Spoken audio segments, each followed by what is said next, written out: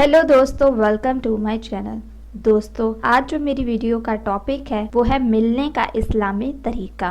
बहुत सी औरतें इन चीजों की परवाह नहीं करती, हालांकि ये मुखालिसन औरतों के मिसाइल हैं, लेकिन मर्दों की जिम्मेदारी ये भी है कि वो औरतों की नमाजों की भी फिक्र करे। ये नहीं कि हर टाइम अपने ही आप में रहे, ऐसा नहीं मर्द को करना चाहिए। इतनी फिक्र तो एटलीस्ट मर्दों को भी होनी चाहिए कि वो औरतों से पूछे क्या हो रहा है।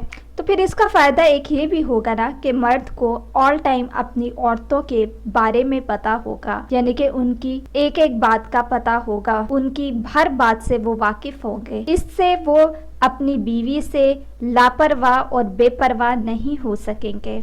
अगर किसी मर्द की बीवियां एक से ज्यादा हो तो हर एक को बराबर के हकूक देने चाहिए। अदलो इंसाफ होना चाहिए सब में। रात गुजारने और हर्ष देने में बराबरी है, ना कि मोहब्बत करने में, क्योंकि ये उसके इख्तियार में बिल्कुल भी नहीं है। अगर मर्द किसी काम से सफर पर जाता है और अगर वो चाहता है कि सफर में किसी बीवी को साथ ले जाए तो उसमें वो खुरा डाले, यानी कि टॉस करे, जिसका नाम निकले उस औरत को साथ ले जाए, क्योंकि हजूर सल्लल्लाहु अलैहि वसल्लम का तरीका भी यही था। अगर औरत मर्द के खिलाफ उठ खड़ी हो, यानी कि उसका कोई खास हक ना दे या उसको कोई खास हक ना मिल रहा हो या सरकशी करे, तो मर्द का ये हक है कि उसको अदब सिखाए, तमीज सिखाए, यानी कि हर जायज बात में भी औरत मर्द की बात सुने ही ना या माने ही ना या उसका हक ही ना दे। तो फिर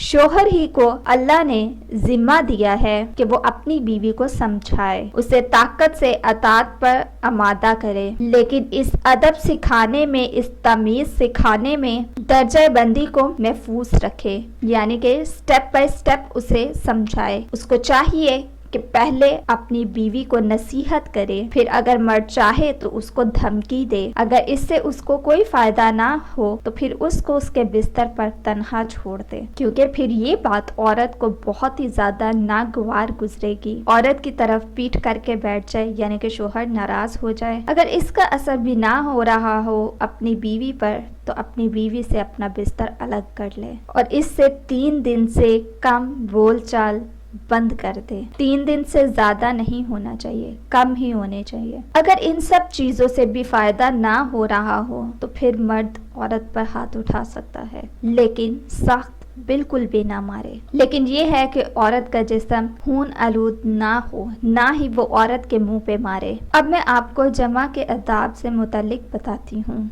ये जरूरी है कि बिस्मिल्लाह से शुरू करे, किबले से मुंह फेर ले, जमा के वक्त ऊपर कपड़ा डाल ले, नंगा ना हो, और ये कि पहले खेल और ईमान का बोसो के नार से शुरू करे। बाज उलमा जुम्मा के रोज जुमा करना मुस्तरद समझते हैं। फिर जब मर्द यानी कि शोहर फारिग हो जाए तो फिर उस वक्त उस हालत में ठहरा रहे, ताकि औरत यानी कि उसकी बीवी भी फारिग हो जाए, क्योंकि अमूमन औरत का इंसाल मर्द की निस्बत मुश्किल से होता है, यानी कि थोड़ी देर से होता है। हैज की हालत में और पहाना की जगह पर मुजामत करना बिल्कुल भी जायज नहीं है। अगर दोबारा मुजामत करना चाहे तो अपनी शर्मगाह को धोकर वजू कर ले। जनाबत की हालत में बाल ना मुड़वाए, नाखून ना कटाए और खून ना निकलवाए। अज़ल करना अंजाल के वक्त अपनी शर्मगाह को बाहर निकालकर मनी गिरा देना जायज लेकिन मकरूह है। सो दोस्तों, ये थी आज की मेरी वीडियो। सो मजीद वीडियोस के लिए हमारे चैनल को सब्सक्राइब करके जल्दी से आप लोग बेल आइकन के बटन को प्रेस कर दें।